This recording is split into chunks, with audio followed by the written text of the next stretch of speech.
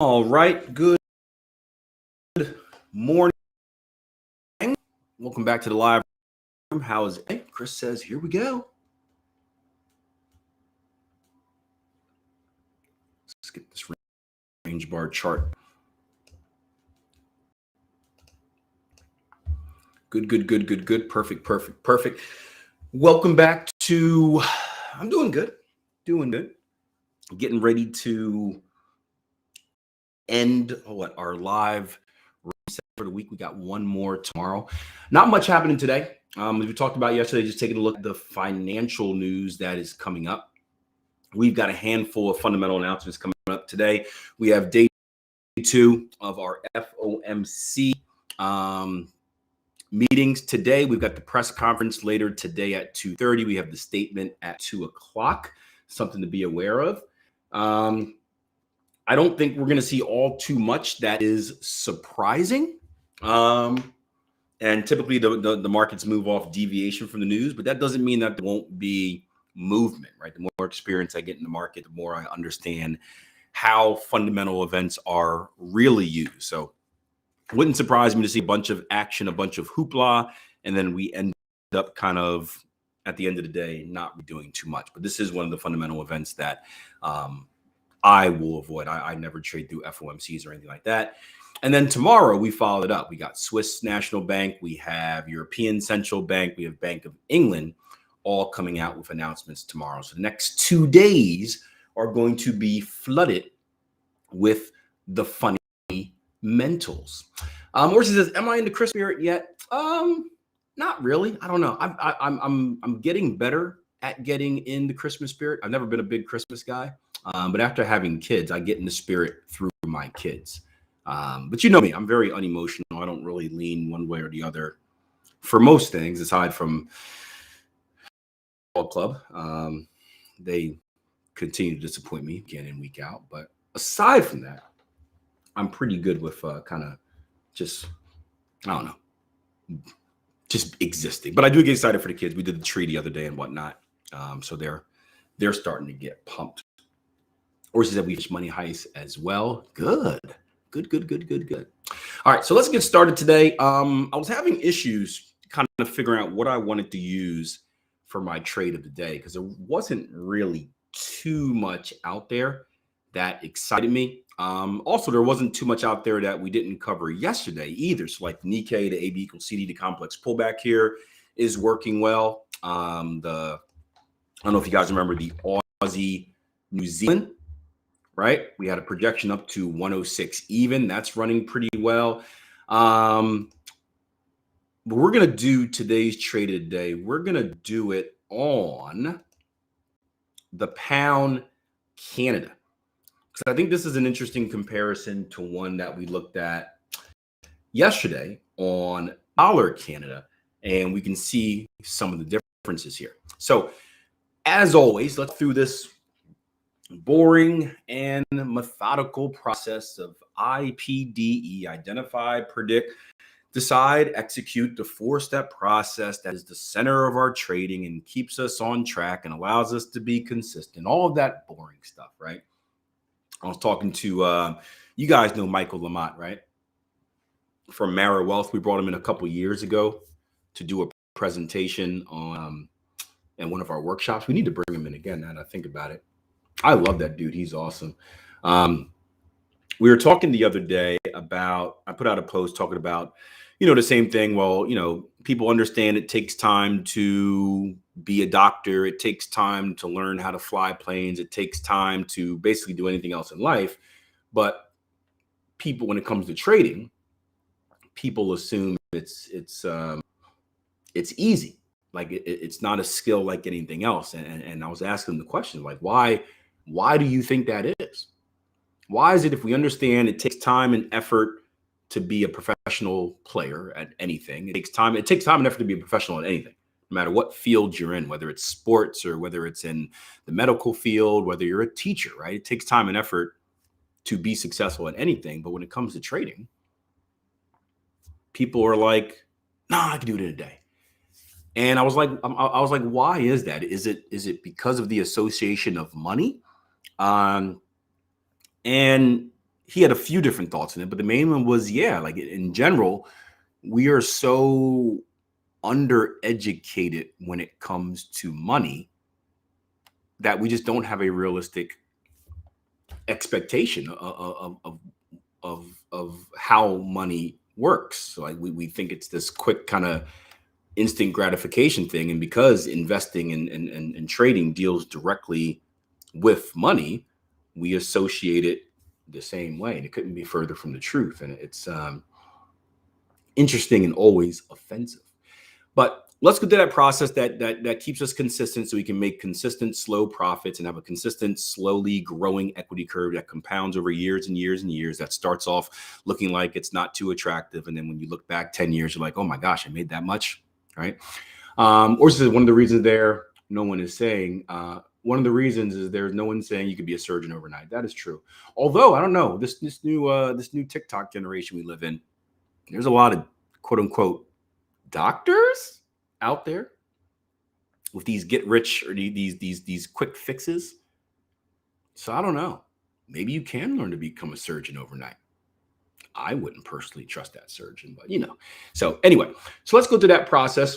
And what we'll end up doing today, I don't know if it's Ryan. Are you in here, Ryan? I don't have my chat thing is I'm not able to scroll down on it right now. Are you in here, Ryan, today? I'm determined to walk through as many trading opportunities as possible with Ryan to kind of get him on track. I don't think he's in here today. But let's walk through some opportunities here. And let's start off. Let's identify. So where is price action at? What would you guys say? We got a light room today. Where is price action at? What would you guys say? We are trading at structure, says Chris, at previous level of structure. Now, I want to do a comparison between this and Canada, right? Because we do have a minor level of structure over here. We talked about overlapping structure yesterday, right? We do have a minor level of structure over there. But you can see there's a big difference between this little kind of pause area and what we saw with the Loonie yesterday, where you've got these massive spikes, right? Can you guys see the difference? You've got this massive top of the swing right here on dollar Canada, where on pound Canada, this isn't the top of the swing in here. This is a minor structure in between. So it's still overlapping structure, but it's a little bit different. So identifying that we're trading at structure, this is going to be a decision point where we can look at it in one of two ways or both ways, depending on what type of trader you are. So if you are let's call it a counter trend trader, right? You're looking for reversals at structure. What are you waiting for in this situation, in this scenario? Hey, Sergio. What are you waiting for in this scenario? If you are a counter trend trader, we always use these words loosely, right? You're looking for a hold of structure and right? Or a sign of reversal, right? So that is what you're locked in on for your trading opportunity. If you are a continuation trader, what are you looking for? And again, let's keep this in the most generic of terms. We don't need to get into specifics right now of entry techniques and all that stuff. But in the most specifics of terms, or the most general of terms, right? If you're a continuation trader, yeah, you're looking for a violation of structure because that's going to signify a move higher to wherever your predicted location is. So again, these are what I call decision points because I can do both, right? So I have a bias, obviously, but it doesn't matter. I don't have an emotional bias, or I'm not rooting for it to do one thing or the other.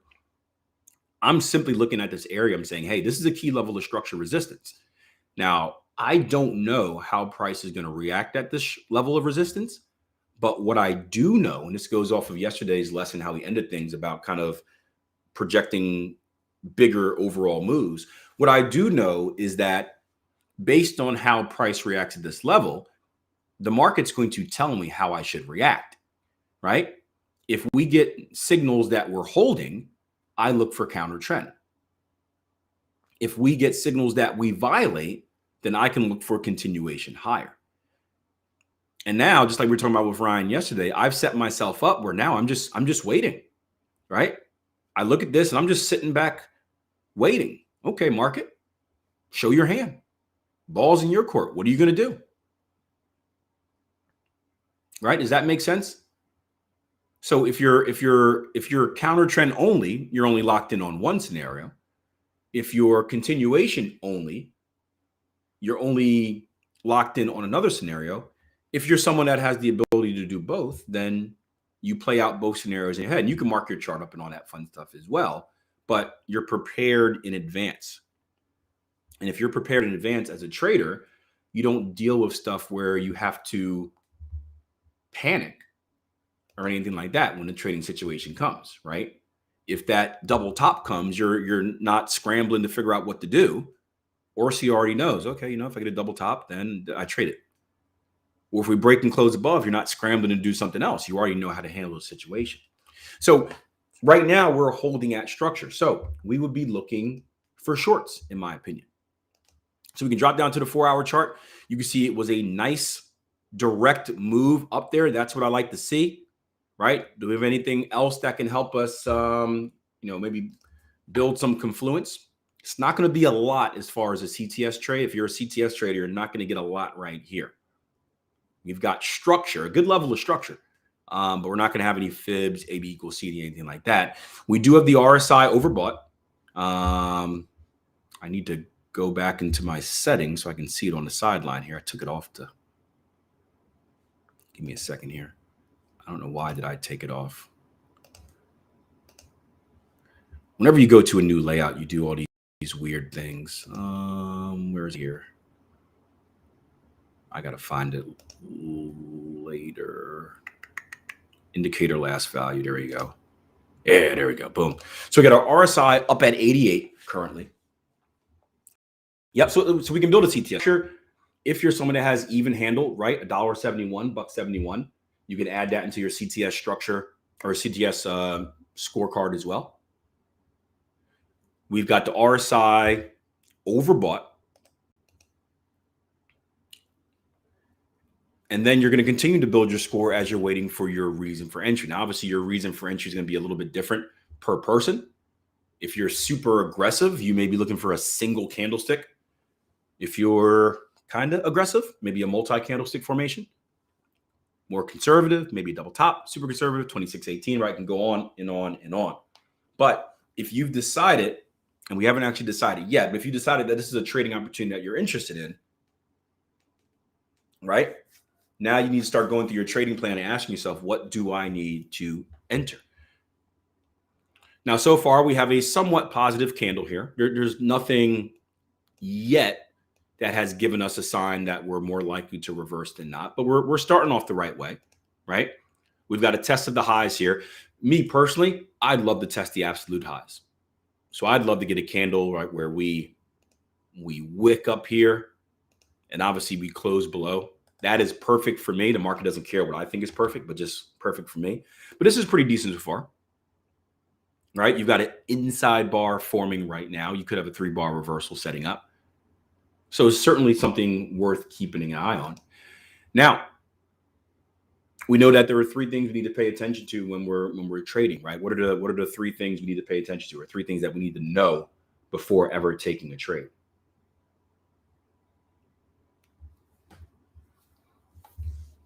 One is already going to be answered for us.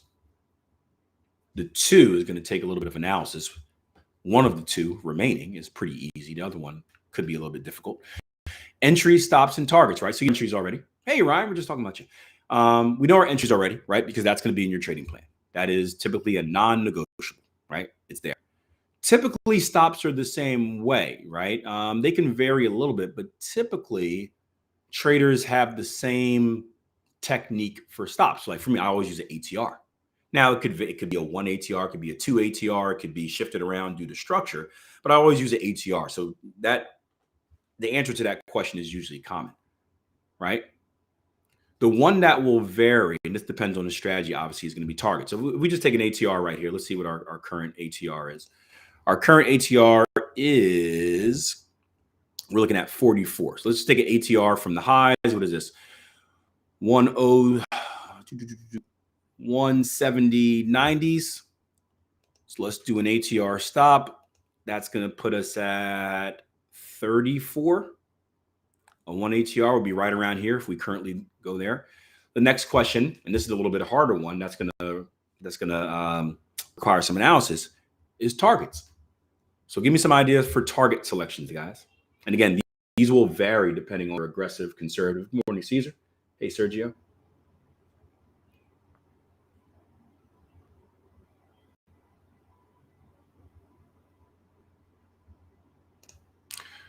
We says target 169.23. 169.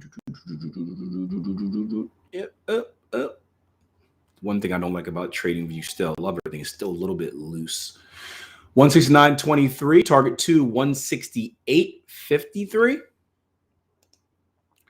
We see Quentin says 169.50s. Ooh, it's that Price is Right game again, right? Quentin's upping you by a little bit. We'll put Quentin's here in red. Jagger says 170.30. 170 30s right here. Jagger, we're going to make you blue. And then 169 60s for your secondary. 169 60s. Upping Quentin by a little bit. Sergio over on YouTube says 167 even. So looking all the way at the bottom down here, 167 even. Keep them coming, guys. I got plenty of colors. Or she says 169.50-ish. All right, so right around Quentin's. Jagger says I did Jagger's already. Yeah. So the cool thing is this, right? So you can see, average ATR's average true range. By the way, this is I often see the question. People ask all these. Stephen Burns always asks good questions on Twitter or whatnot, and he always asks the question: "What if you can only have one indicator? What would that indicator be?" Or if you had to choose a favorite indicator, and many of you guys would probably assume that I only use 2 indicators, right? Many of you guys would probably assume the RSI. The average true range is actually, the ATR is actually the indicator that I use the most. Can you guys believe that? Right? It's hidden on my chart. You don't really see it. It's a little green line down here at the bottom of my RSI because I don't really need to see it ebb and flow. But for me, it's the most important number simply because of how I use it. It is the only thing that's used in every single trading situation for me. Did you guys know that? Little fun fact. I'll title this video Akil Shares Magic Indicator. Clickbait, clickbait, clickbait, clickbait. But yeah, I always debate because originally I always want to say the RSI because it's really the only indicator that I use here, but I keep forgetting the ATR. Yes, the most important thing, average true range. Average true range. Maybe we'll see volume. Maybe we'll see volume work its way in there. I got through a good chunk of it, Orsi. I dedicated an hour to that book last night. Sergio says same. It indicates the stop loss. Yep. So he's the same thing. Yep. I got through an hour of it, and I'll tell you. I'll tell you what. I like Super Trend. It's based on ATR. Someone says on TradingView. I'll tell you what I like about it. I love books. This is going to sound egotistic. Gosh, I hate it. But for you guys that don't know me on a regular basis, like many of these guys know me very well. So you know I'm probably one of the most humblest people you'll ever meet. I mean, yeah, I tap myself on the back all the time. But when you're awesome like me, you got to do it. But I am the best at being humble. No one is more humble than me. I guarantee I'm the best at being humble. I'm the best, humblest person out there. But what I always love when I read or when I do any type of continued education is I love confirmation of my own ideas. What is KRI? Someone's mentioning KRI. If you want to explain what that is, I've never heard of it, but I'd love to learn. Yeah, just ask me. I'll tell you how humble I am. But I love confirmation of my ideas, because understand this, and this is tough, right? So when I broke into trade, and specifically the teaching game, my message has always been a lot different than the majority of people out there, right? We've always been contrarians, and if you look at what a lot of people are talking about out there, it's complete junk, and that's very hard. Like it is very, like, you don't see behind the curtains, but we get bashed and harassed and all this type of stuff because scammers don't like it when we tell the truth, right? But even the different concepts on trading, like, so I remember I told you guys I was so nervous about creating the Foundation 2 course. If you guys aren't on the platform, we have a course called the Foundation 2, where it's a different look at how to read a price chart. It talks a lot about candlestick psychology and understanding the story behind the market and all that fun stuff. And that's not something that's really talked about in the industry. And for the longest time, I didn't want to share it because I just thought people would think I was crazy. Like, who is this nutcase rambling around about, tug of war on a candlestick? Um, and then finally, when I lost my shame, I just became shameless. I just did it, and everyone loved it. And it's cool reading books where now you see people talking about something very similar to you, because you're kind of out there by yourself in a lot of cases, where obviously you have confidence that you're right, but when everyone else is kind of making fun of you and stuff, it's, there are times where you get cracks in the armor. Now, there are techniques you do to stop that from happening, but it can be tough sometimes. So what I like about this book is it confirms some of the stuff. I'm like, wow, I make the same analogies. I've never heard anyone make these same analogies. Like, I'm not the only crazy person out there, which is pretty cool. Chris says, guys have so many fake social media accounts. Yes, that annoys me. That annoys me. But we'll leave that for another day. But yeah, if you want to share what KR is, let me know. I've never heard of it. I love learning new things. But I was saying maybe volume will work its way in there as well. So the cool thing about this, and this is a great illustration of trading, is that we have a bunch of traders all looking at the same chart, but we have 1, 2, 3, 4, 5 ideas on where target should go. Now, are any of those traders wrong?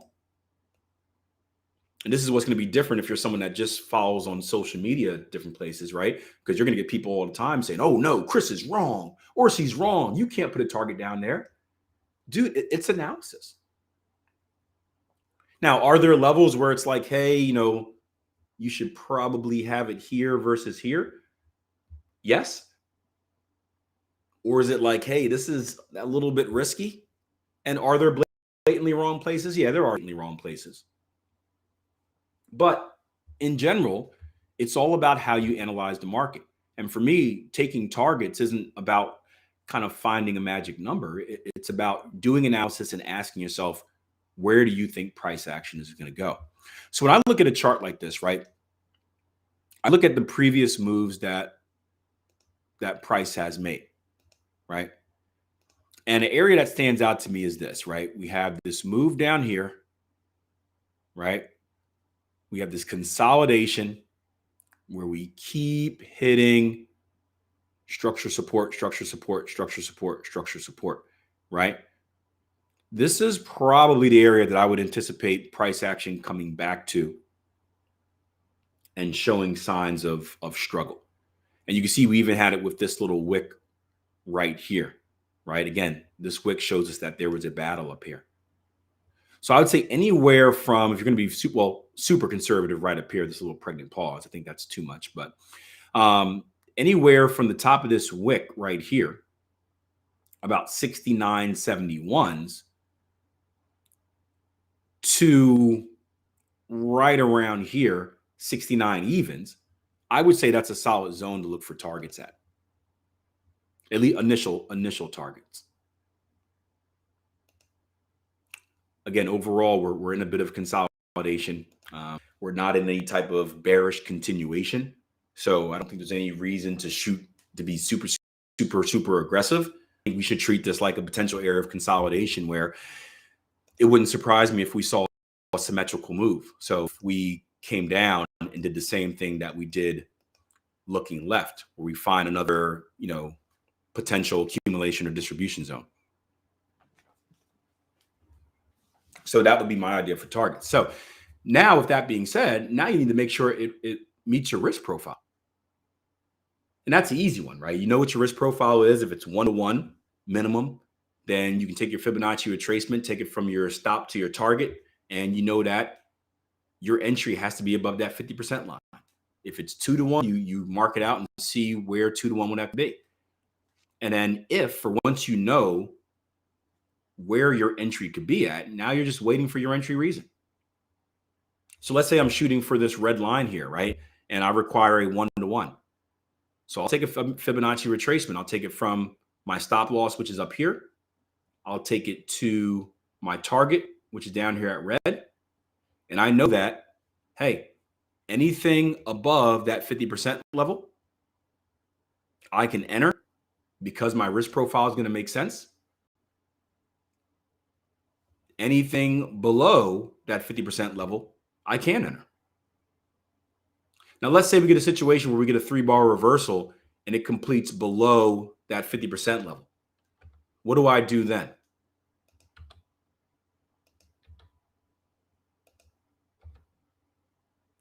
Let's say I get a 3-bar reversal. I'm going to attempt to draw it out. Let's say it completes something like this. It's below that 50%. I can't get my 1-to-1. What do I do in this scenario?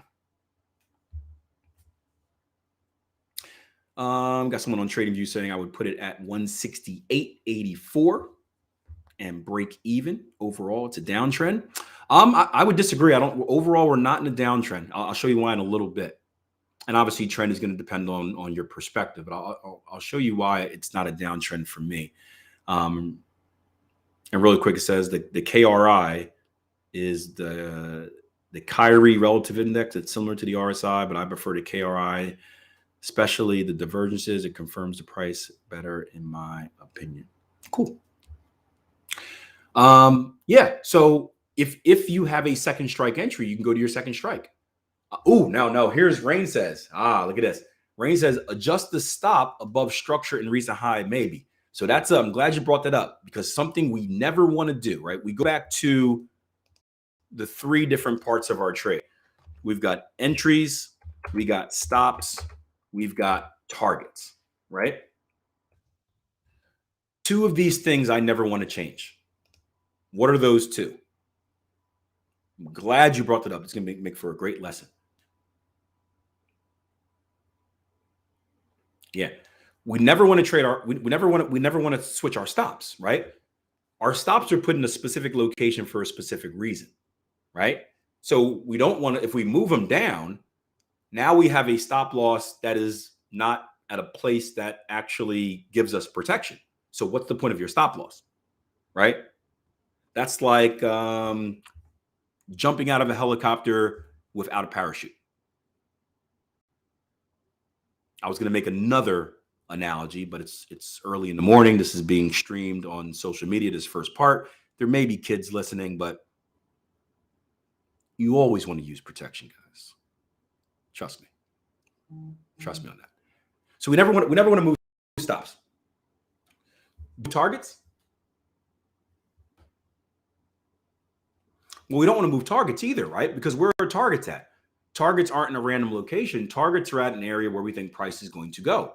So if I move targets down to make my risk to make my risk reward work, now I have a target profit in an area that I don't actually think price is going to hit. What's the point of my target? And it's funny, a lot of people do this. What's the point of my target if I have my target at a place where I don't actually think it's going to be hit? Again, that's like Everton plays Chelsea this week. Oh gosh, right? I don't think Everton's going to win. Would I bet money on Everton to win if I don't actually think they're going to win? No, right? It doesn't make sense when you put it in that perspective. Shadow's just coming and said, we talked about the FOMC meeting a little bit earlier today. I'll do a brief recap. Stay away. Nothing's going to be said that's unexpected. Everything's been priced in already. We pretty much know what is happening. But it's also a sneaky opportunity for people that like to use news for their advantage to use news for their advantage because they know people are going to be very emotional and they're going to take advantage of that. But overall, it's going to be there's nothing relevant that's going to be said. It's already known. So we don't want to touch entries. We don't want to touch targets. Or sorry, we don't want to touch stops. We don't want to touch targets. So the only thing left is entry. So if you have a second strike entry, right? Let's say Orsi's waiting for her 3-bar reversal. She gets it, but it's below the level. Well, maybe price comes back up and gives us a double top. Well, if we get a double top and let's say we close up here, is that now within our range of our needed risk profile? And I get the question, so is the market going to be up or down on the FOMC? We have no idea. No one has any idea, aside from the insiders that know which way they're going to push it when the news comes out. So the crypto market is safe to trade now too. I don't know. I don't know anything about crypto. So anybody crypto guys, the crypto, does it move off the same fundamentals? I have no idea. I'm not educated on crypto at all. I apologize. Nor am I making the attempt to be. Only if Hamas stayed at Everton. Nah, Hamas can go run away to China, wherever he's at, Dubai. He was a cancer. We're better without him. He was never actually available. So yeah, so now Orsi can go to this double top, and maybe that's a secondary reason for him. Maybe Orsi says, hey, you know what? Secondary reason for entry, it works, and now she can involve herself in the trade. Yeah. And Chris says, I'm trying to learn. And I don't want to get on too much of a rant because we're already running about 30 minutes. But you need to understand that these fundamental announcements they're all fraudulent, right? They are all traps to try to get you to do something so someone can take advantage of you.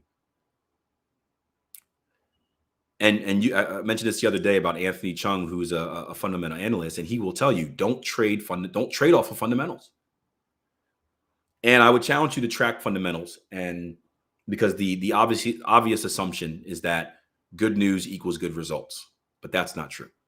Or that bad news equals bad results. That's not true. The biggest moves you see in the market is when there's a deviation from the expectations, and typically the fundamental announcements are banked in well ahead. So if anything moves today, it's not going to be moved off today's FOMC statement. It's going to be moved off the interest rate expectations from May 22. Are there any clues? Are there any clues of what's going to happen in May 22? That's what it's going to move off of. But it's a perfect opportunity to use this kind of hoopla. Everyone gets excited for non-farms and FOMC. It's a perfect opportunity for those who want to move the market to understand that, hey, there's going to be high liquidity during this time. This is a perfect opportunity for me to get my position in. Because your insiders, your institutional traders, they can't trade like us retail traders. Right? We can buy and sell at any given moment. They can't do that. They have to be very sneaky. That's why you see zones like this of consolidation. So if there is ever an opportunity to be like, hey, I'm trying to buy, so I need some sellers, this is the perfect time to bait people. And so many, including myself, so many new traders get caught up in it. So I don't know how it affects crypto though. If anyone knows, feel free to type it in. I'm not a crypto person, but again, I'd love to learn. But to answer your question, is crypto market safe to trade now? Nothing is ever safe to trade, guys. It's never safe to trade anything at any given moment. There's always the risk of losing money. There we go. Keel's scaring you out of the markets. Now, it's always safe if you're trading your plan. I would say when in doubt, stay out. So if you have any doubt that, hey, a fundamental news announcement may affect the crypto market, it's better just to stay out, because guess what? If you stay out, can you lose money? Nope. Right? If you stay out, you can't lose money. And then what you do is you take notes. So you keep track of today's announcement, and then you go back and see, was there movement? And then historically, you go back, find the economic calendar, go back through high impact news events, and then go back to the same day or same period on a crypto chart, and start taking notes. It's like, okay, did ECB press conference do this? No. Did FOMC statement? And you can get a good idea of how much fundamentals affect the crypto market by doing a little bit of back testing. So that would be the best way to kind of get an answer. Nothing is safe. What do you think the disclaimer is for? Anyway, so that's our trading opportunity today and lesson. Why do I think these things are going to go 10 minutes? They never do. Any questions before we head to our next one? We're probably going to do it again. There's markets are in a holding pattern before the FOMC. So we'll probably do some higher time frame stuff where, again, we're not higher time frame stuff, but higher future prediction stuff like we did yesterday at the end where we just said like, hey, overall, this level, bigger picture, and how we would analyze it for the future. Real quick, I recently started listening to your podcast, working my way from episode 0, going for my first 100K account in Q1 and Q2. You've been very helpful. Thank you. Thank you. Appreciate it. I'm almost at episode 600. Golly, I don't know how I got there. She said, would I be able to ask a question on backtesting before you head on YouTube? Unfortunately, no. Sorry. The bearish trend. I got it. Yeah, someone said that we were in a bearish trend. I said I would explain why we're not in a bearish trend. So thanks for that reminder. Let's go out to our charts and let's zoom out a little bit and let's see what price action is actually doing. All right. So if you've ever attended a workshop, right? And again, trend is all going to be determined on your perspective of the market. If you ever attended one of my workshops, the most remedial way to identify a trend is this. What's the most remedial way to identify a bullish trend? This is a great lesson if you have kids as well, teaching kids how to read a price chart. But what's the most remedial way to identify a bullish trend?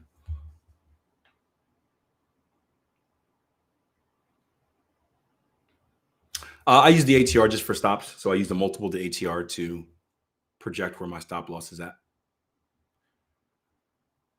All right. Bullish trend. Bottom left, top right. Bearish trend. Top left, bottom right. If we're in the middle, what are we doing here?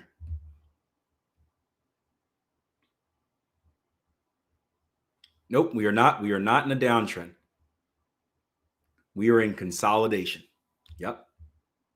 Now, short term, and I know what you're looking at. Short term, you're seeing this isolated move right here. Right? This isolated move right here, or this isolated move right here. But bigger picture, and this is why we always want to use a higher time frame. And again, this will change depending on your perspective, right? Bigger picture. What was our most recent move? Or where did our most recent move down come to?